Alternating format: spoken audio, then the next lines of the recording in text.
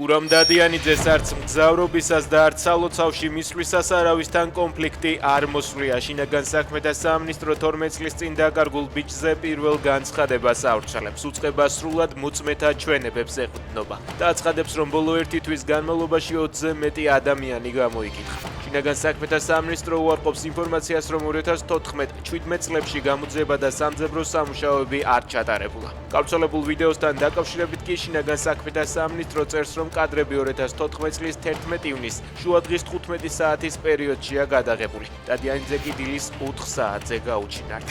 ვაკის კორტებთან ბიზნესმენ მალხაზ ბოკუჩავას მკვლელობის საქმეზე ბრალდებულის მიმართ სისხლის სამართლებრივი დევნა შეწყდა. მალხაზ ბაგათელიას ექსპერტიზის დასკვნის შესაბამისად შეურაცხადობა დაუდგინდა. მას ხონის ფსიქიატრიულ დაწესებულებაში 4 წლით იძულებითი მკურნალობა დაენიშნა. ბოკუჩავა 31 დეკემბერს ვაკის კორტების მიმდებარედ ჩაცხრილეს.